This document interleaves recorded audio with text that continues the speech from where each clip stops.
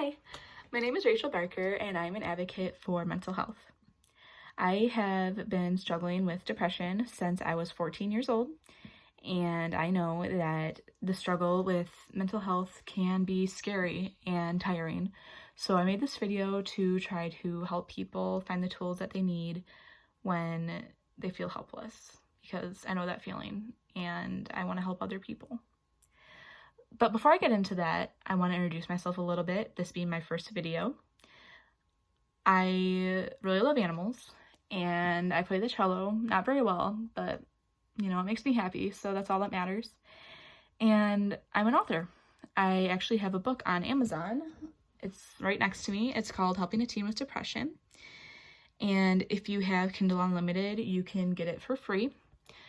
I will go over most of what's in the book in these videos, but if you want to read it all at once, it's on Amazon. Yeah, so I'm gonna go over the signs that you may have depression.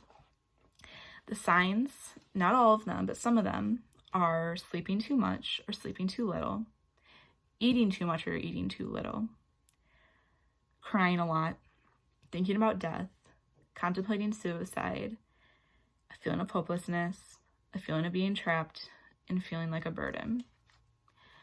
So people do think I'd be better off dead. That's something that anybody will think once in a while.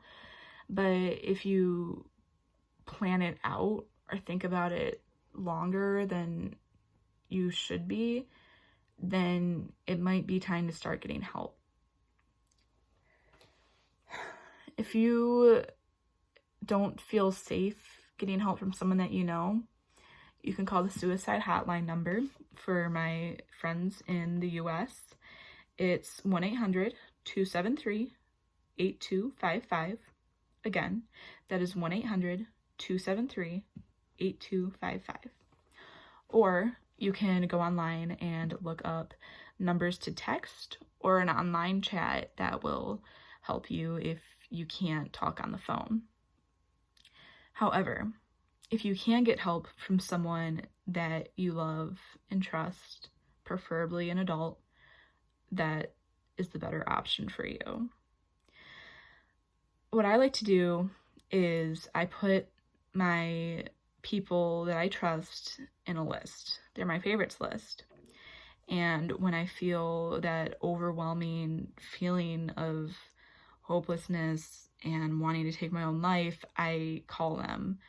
I go down the list and they know. I tell them, hey, you're one of my go-to people.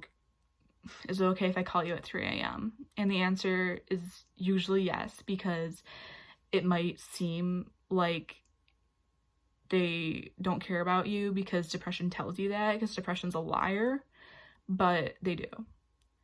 They would rather have a phone call from you at 3 a.m. asking for help than a phone call from the police department saying that you're no longer alive. So once you ask for help, a lot of things can happen depending on how you want to go forward with how to deal with it. My recommendation is to see a psychiatrist, but I'm not a medical professional. I'm just a 20-year-old trying to help people online. So take my advice with a grain of salt, but I will tell you my personal experience. I tried to hide that I was depressed for 4 months because I didn't want to feel like a burden. And I eventually bottled up all those emotions and had a breakdown at school.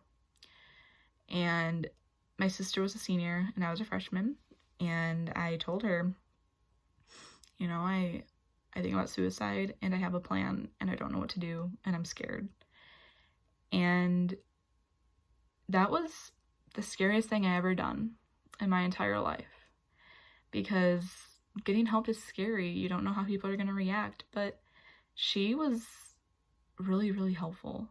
She came home and she told my mom, and my mom took me to the doctor, and the doctor sent me to a psychiatrist, and he gave me the medicine that I needed to feel happy again. And, you know, suicide, anxiety, depression, that's all part of me. It's part of what makes my story, but it's better now. It's never going to go away completely, but I know how to deal with it now because now I have a therapist and I have a family that loves me and I have coping mechanisms that I've learned over the years. I have my cello, you know, I have things. So once you get help, it's like a big weight is lifted off your shoulders because you don't have to do it alone anymore. Suicide is a scary thought, and nobody deserves to go through that by themselves. So whether it be you call the suicide hotline or you get help, you should get help somehow, some way, by somebody. So this is my first video.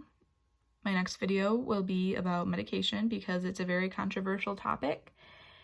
And as I said, not a medical professional, so take my advice as you want, but keep in mind that seeing your doctor is the best option for you. I hope that this video was helpful, and remember to stay calm.